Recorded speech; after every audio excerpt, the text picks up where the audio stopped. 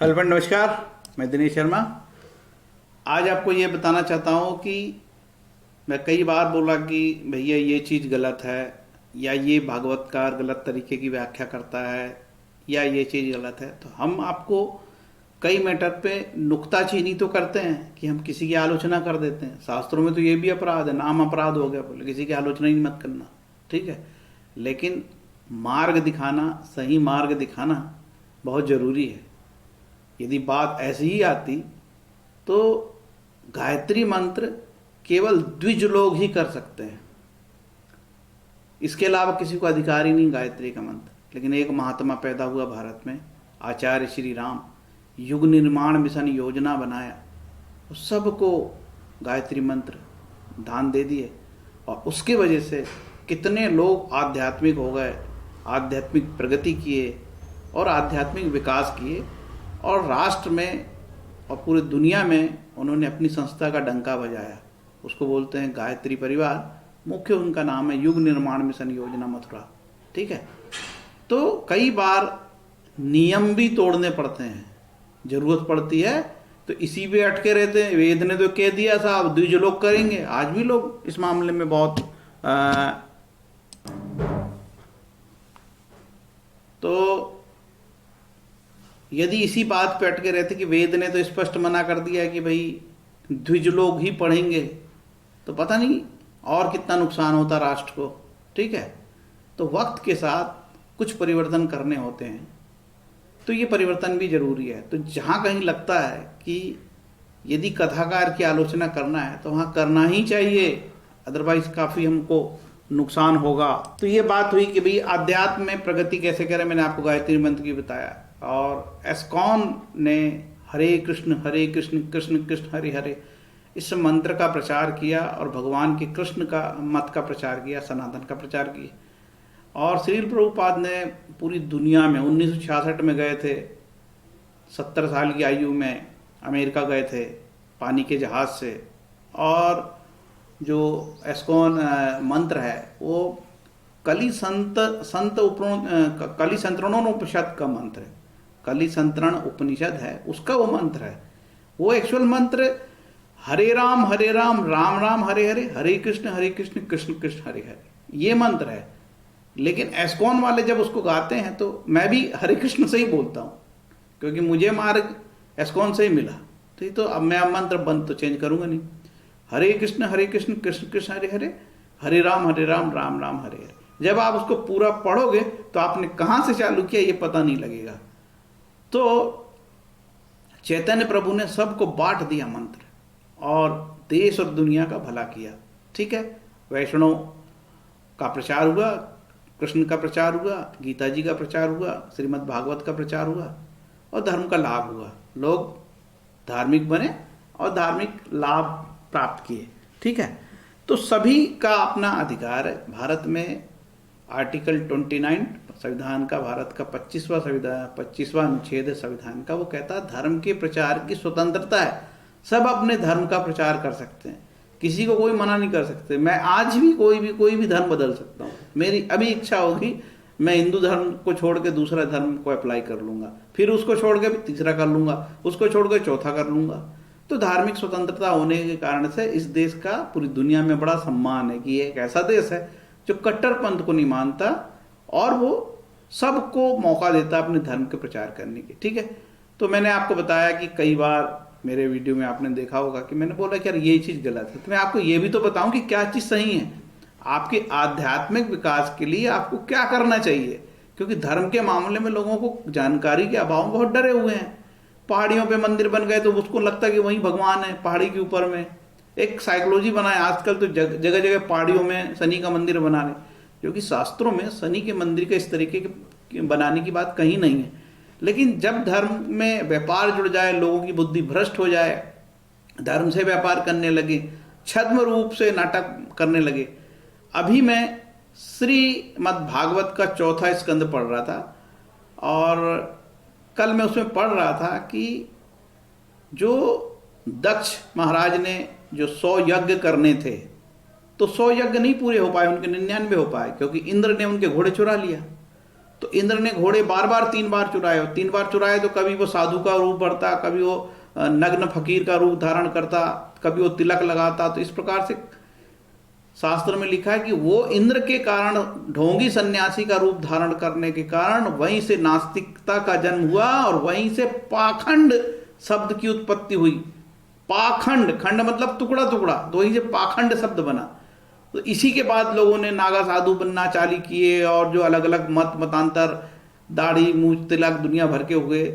तो ऐसे जो निंदक रूप और ढोंगी रूप इंद्र ने बनाया था, वो परंपरा बन गई और मूर्ख किस्म के लोग इसका दुष्प्रचार करने लगे, वहीं से पाखंड शब्द बना। ठीक है, तो अब मैं बोलता हूं कि आपको अपने धार्मिक विकास के लिए, अपने डेवलपमेंट के लिए क्या क्या पढ़ना चाहिए, क्या करना चाहिए। ठीक है, थोड़ी चीज़ें विस्तार से है, स्टार्ट करते हैं। सबसे पहले मुझे जो सबसे बहुत बढ़िया लगा, मैंने अभी ये देखा कि यार एक ऐप है गीता ऐप। ठीक है, गीता ऐप ये गीता ट्रस्ट सेवा का है, गीता सेवा ट्रस्ट है ये।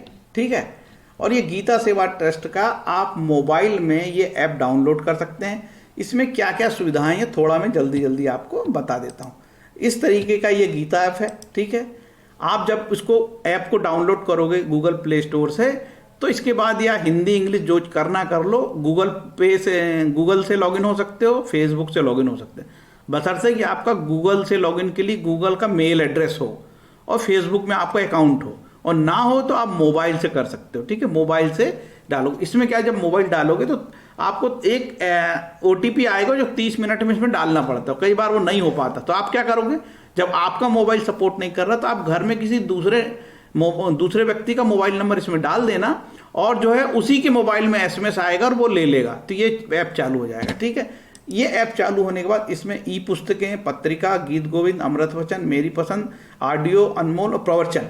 प्रवचन इसमें क्या है, प्रवचन इसमें स्वामी राम सुखदास जी के प्रवचन है, जयदयाल गोनका जी के प्रवचन है, और हनुमान पोद्दार जी के प्रवचन है। हनुमान पोद्दार और जयदयाल गोनका जी और राम सुखदास जी, ये सब गीता प्रेस को बनाने वाले हैं, और इसमें सारे ऑडियो डाल दिए हैं। पूरी गीता की जितनी किताबें हैं सब है, श्रीमद् भागवत, रामचरितमानस की जितनी किताबें, सब 600-700 किताबें फ्री में पढ़ो यार। और फॉन्ट को बड़े और छोटो करने की भी सुविधा है। ठीक है,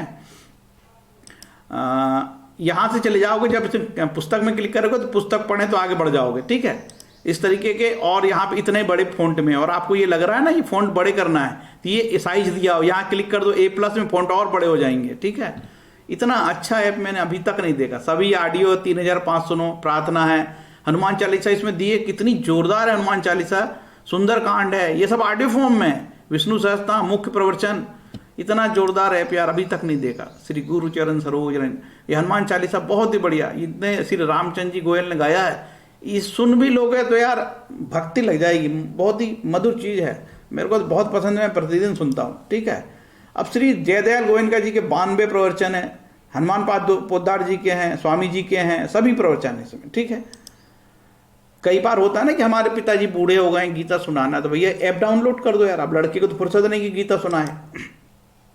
ये यहाँ बात खत्म हुई। अब हम चलते हैं इसमें, इसको और क्या दिखाना इसमें, बस इतना ही, इसमें इतना पर्याप्त। एक वीडियो डला है यहाँ पे, देखता हूँ वीडियो मिल जाए तो। ये वीडियो है, इसमें कहाँ मिलेगा यार वीडियो, हाँ इसी में है वीडियो शायद। एक वीडियो डला था, वो देखता हूँ तो बता देता हूँ। वीडियो इसमें ना, ये वीडियो नहीं है, इतना ही है। एक वीडियो था, कहाँ गया, एक वीडियो भी छोटा था, तो चाहे तो आप देख सकते हो, उसमें आपको मिल जाएगा, इसमें चाहे आप देख लेना चाहे तो। ठीक, ये वीडियो है, ये ऐसा वीडियो चला के आप देख लेना कि कैसा ऐप है। ठीक है, बहुत ही जोरदार है।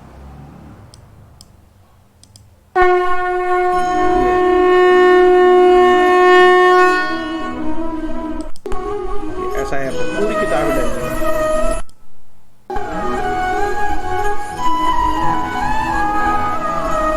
क्या नहीं है इसमें यार, सब है।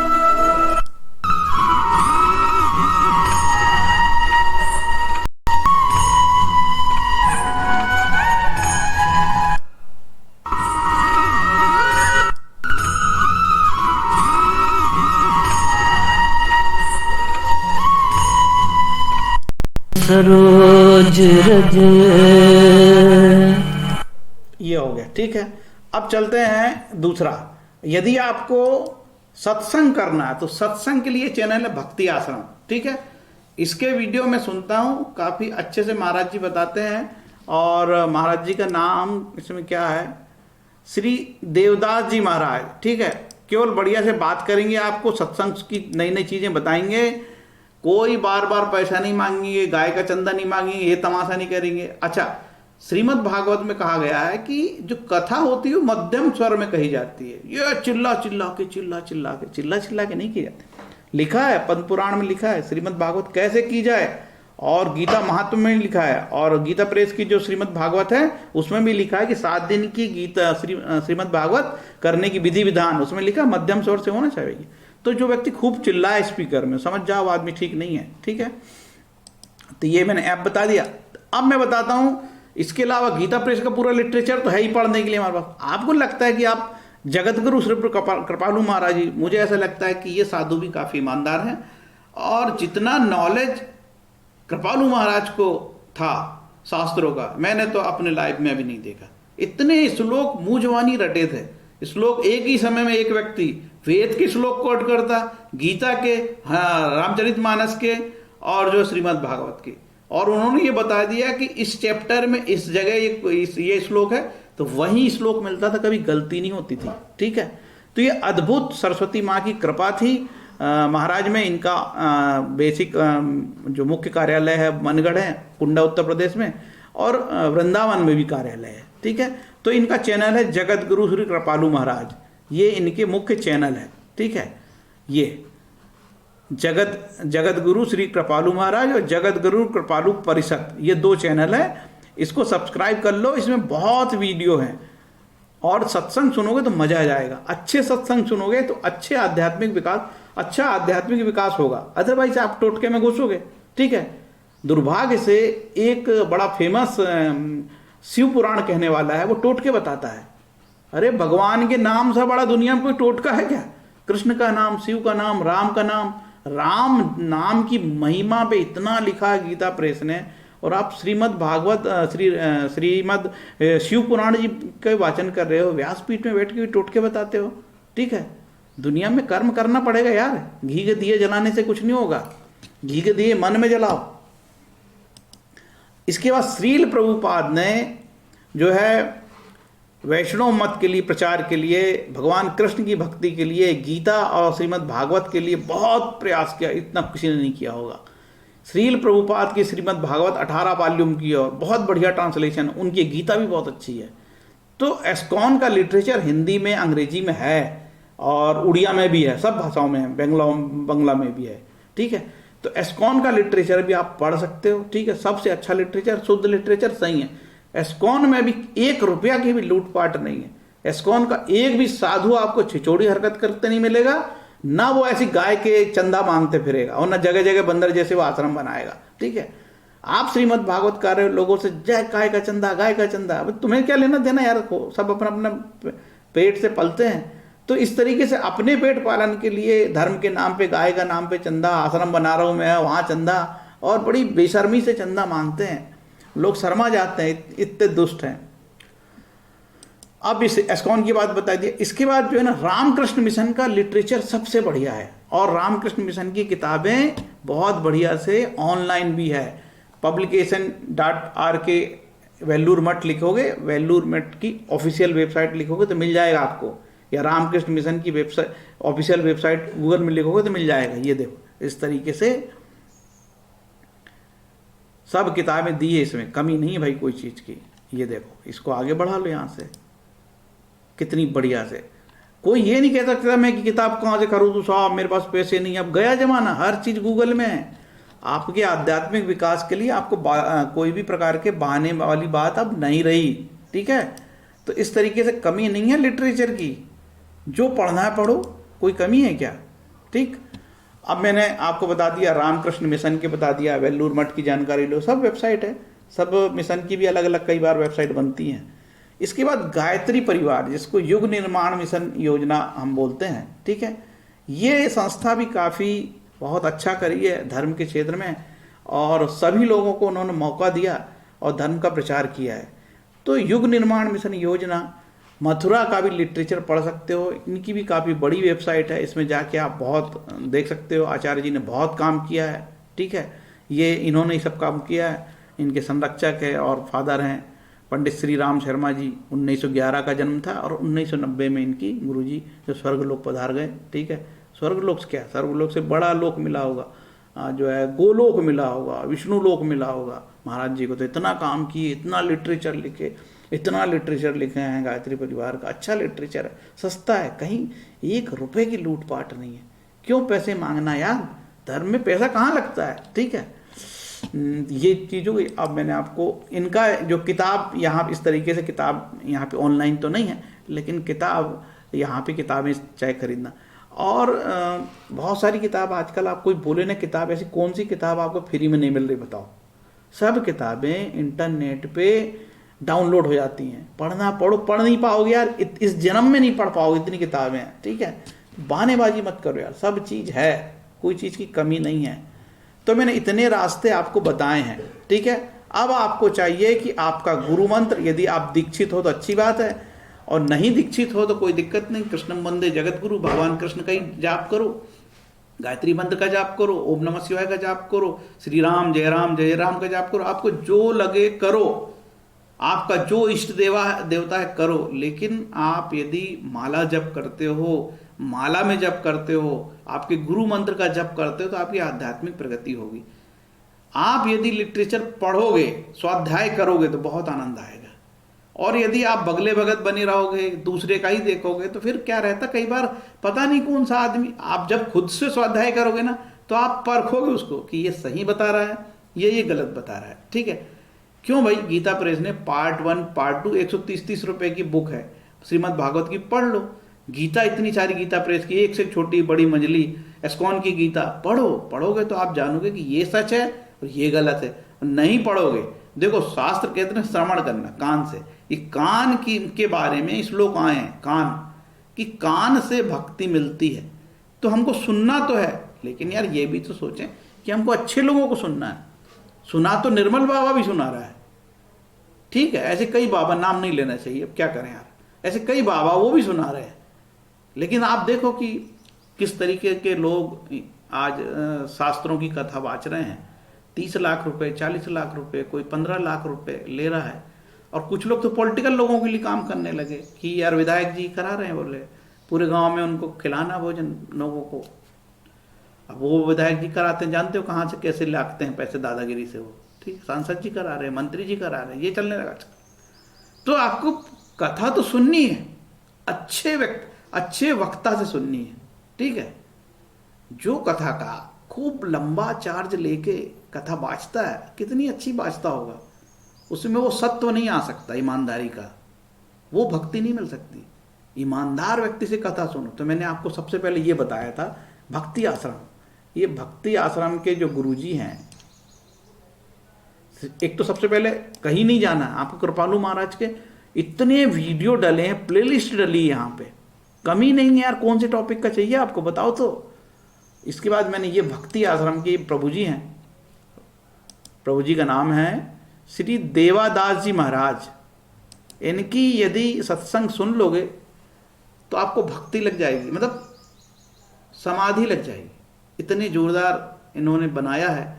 और सत्संग और भक्तों के चरित्र, जैसे भक्तमाल होता है ना, गीता प्रेस ने भक्तमाल निकाली है, तो गीता प्रेस का भक्तमाल तो लिमिटेड पुराने लोगों का जिनको हम जानते हैं। महाराज जी ने ऐसे ऐसे लोगों का भक्ति का चरित्र बताया है कि आपको रोना आ जाएगा, आंख से आंसू निकल जाएंगे, ठीक है। तो इस तरीके से आप आपका स्वयं का आध्यात्मिक विकास कर सकते हो। आपको ज़्यादा भटकना नहीं है यार, ज़्यादा नहीं भटकना है। आप यदि गीता का 1-1, 2-2 श्लोक प्रतिदिन पढ़ते हैं तात्पर्य सहित, श्रीमद् भागवत का 1-1, 2-2 श्लोक पढ़ते हो तात्पर्य सहित।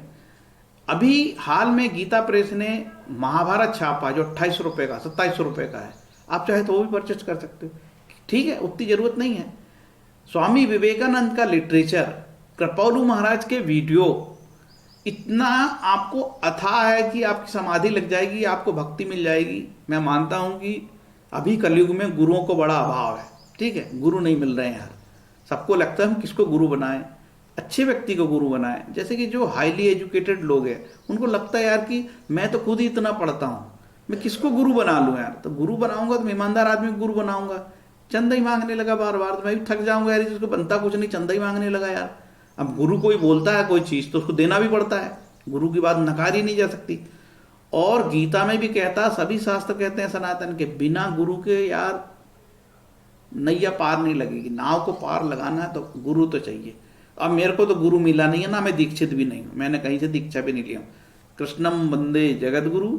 मैं गीता पढ़ता हूँ, श्रीमद् भागवत पढ़ता हूँ, रामचरितमानस पढ़ता हूँ, गायत्री परिवार का लिटरेचर पढ़ता हूँ, कृपालु महाराज को सुनता हूँ, और ये रामदास देवा जी को सुनता हूँ, श्रील प्रभुपाद इस्कॉन को सुनता हूँ, मौका पड़ता है तो ओशो महाराज को सुनता हूँ। मैंने कान को बंद नहीं रखा, अपने दिमाग को बंद नहीं रखा। मुझे जो भक्त की बात करेगा, अब ओशो महाराज की 8 वॉल्यूम में गीता है, इतना अच्छा विश्लेषण गीता का किया उन्होंने।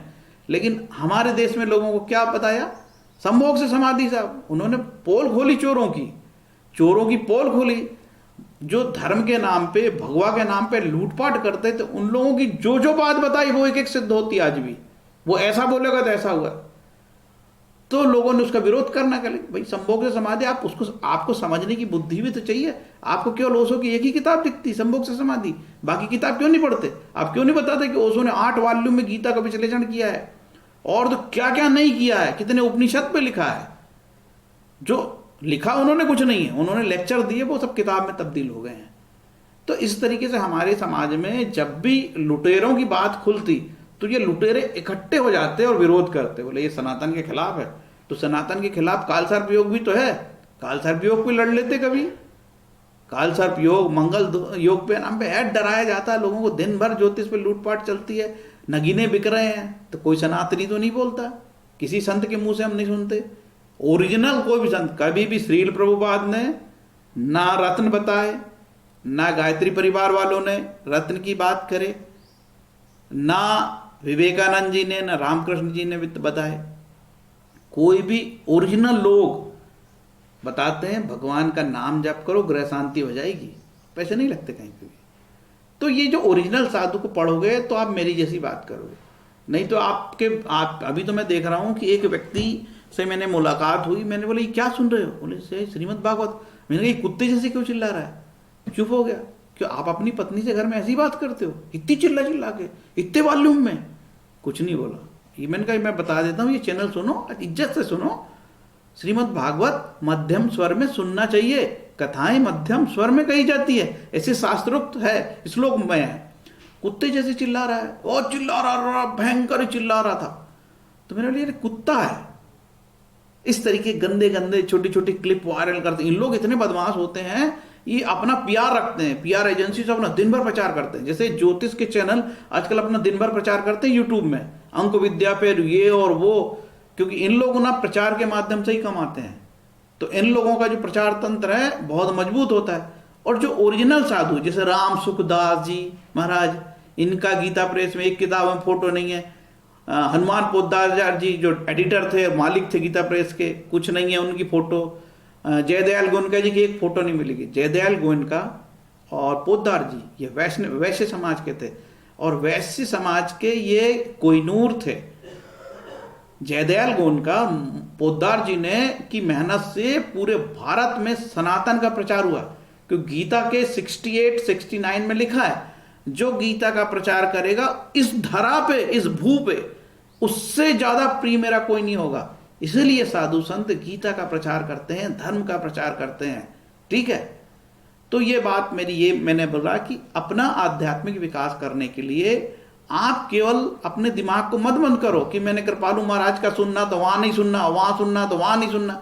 अरे यार जो सुनना सुनो, किसी के ऊपर एक ऐसे खूंटे में मत बंधो। जब यदि कोई गुरु आपको खूंटे में बांधता है तो वो गुरु नहीं है।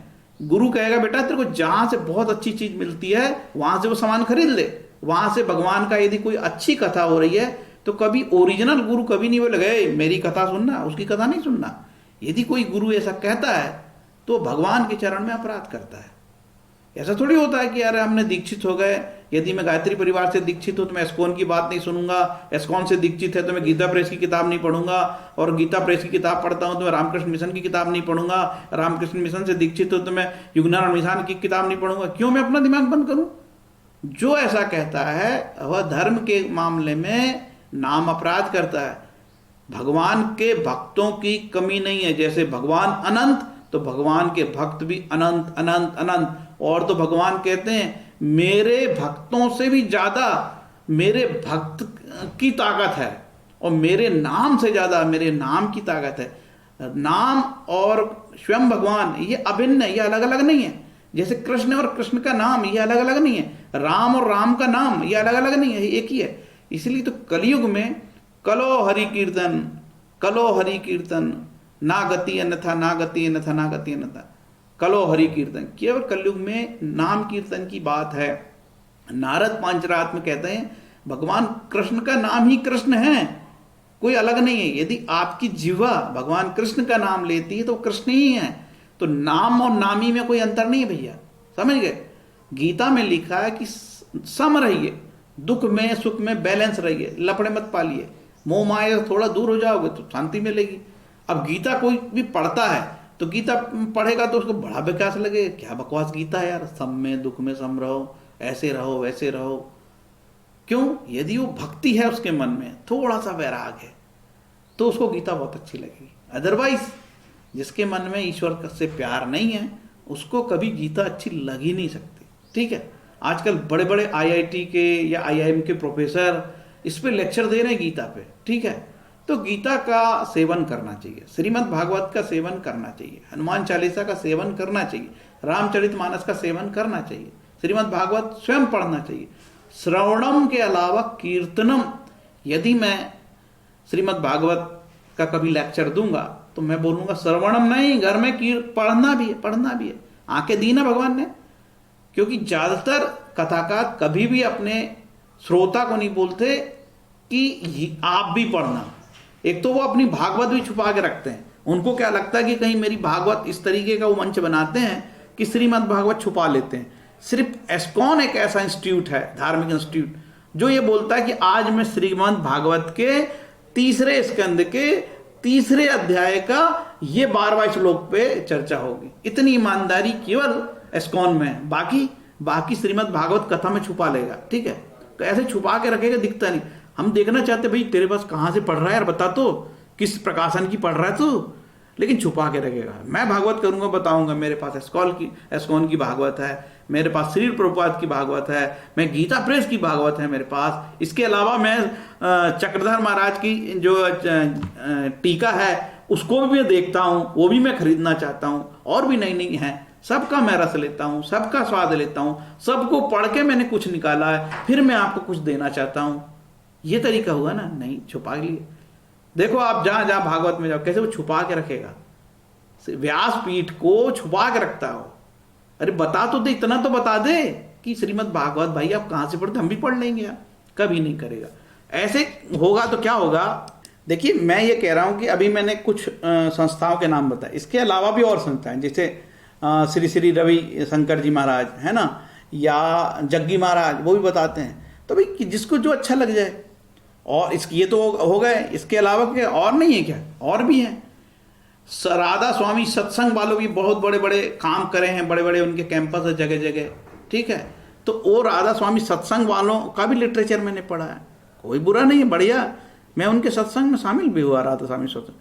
सबका आनंद लेके ही इस स्थिति में आए हम, तो सबके आनंद लिए जा सकते। और भारत में कितनी संस्थाएं जिसके बारे में हम नहीं जानते। ये जो संस्थाएं हैं ये बहुत बड़ी बड़ी संस्थाएं हैं, इन्होंने बहुत कुछ किया है, तो इनके बारे में बताना वाजिब था। जैसे कि इतनी बड़ी संस्थाएं जो आपको लिटरेचर सब उपलब्ध करा रही है, निःशुल्क उपलब्ध करा रही है, तो इसका फ़ायदा लेना चाहिए। आप यदि ये चैनल, मैंने भक्ति आश्रम वाला चैनल बताया, ये भक्ति आश्रम का चैनल बहुत बढ़िया है, इससे सुनो, मज़ा आएगा। जो ओरिजिनल साधु होता है कभी किसी से परहेज नहीं करता। ठीक है, ओरिजिनल साधु।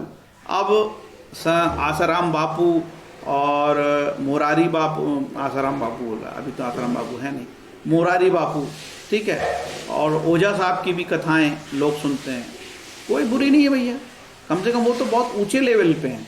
मैंने ये देखा है कि कुछ साधु इतना ज़्यादा ऊंचाइयों पे पहुंच जाता है ना, तो सीधे उनके तार सरकार से जुड़ जाते हैं।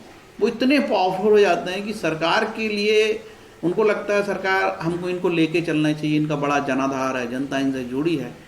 तो वो साधु फिर सरकार से जुड़ जाते हैं, सरकार की सुरक्षा लेके चलते हैं, गनमैन लेके चलते हैं, फिर वो उनका मार्ग ही अलग हो जाता है, ठीक है, उनका मार्ग अलग हो जाता है, उनके तरीके भी अलग हो जाते हैं।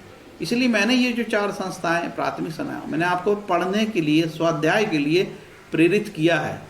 कोई सरकार साधु सरकार से जुड़ जाए, निश्चित है सरकार क्यों जोड़ती है अपने साथ, अपने लाभ के लिए कि हमारा प्रचार करिए, हमारा ध्यान रखिए, हमारी आलोचना मत कर देना भीड़ के सामने, समझ गए। जब साधु ये करने लगे, किसी एक पार्टी से जुड़ जाए, साधु को भगवान से जुड़ना चाहिए, साधु को सरकार से नहीं जुड़ना चाहिए, साधु क्यों सरकार से जुड़ता है, योग क्षेम वहाम्यम अनन्य चिंते। तो यदि आप भगवान कृष्ण के भक्त हो, भगवान के भक्त हो, तो सरकार आपका क्या कर लेगी मेरे भाई। क्यों जुड़ते हो सरकार से, क्यों लाभ लेते हो, क्यों गनमैन लेते हो। ये आपको कुछ आध्यात्म की बात बताई। वीडियो 31 मिनट का हो गया, लगभग 32 मिनट हो गए मान के चलो। उम्मीद है कि आध्यात्मिक विकास कैसे करें, ये छोटा सा मेरा वीडियो था। तो मैंने एक आपको मार्ग बताया है, हमेशा अपने दिमाग को बंद रखो, ज्ञान तंतु बंद मत करना। यदि कोई बोलता है कि एस्कॉन की ही गीता अच्छी है, क्यों भैया इससे अच्छी कोई नहीं आ सकती क्या। कोई बोलता है गीता प्रेस की अच्छी, क्यों भैया इससे अच्छी नहीं आ सकती क्या। मेरे गुरु ने अच्छा लिखा है, क्यों भाई दूसरा गुरु अच्छा नहीं लिख सकता क्या। तो ज्ञान बंद अपने दिमाग को बंद मत करना।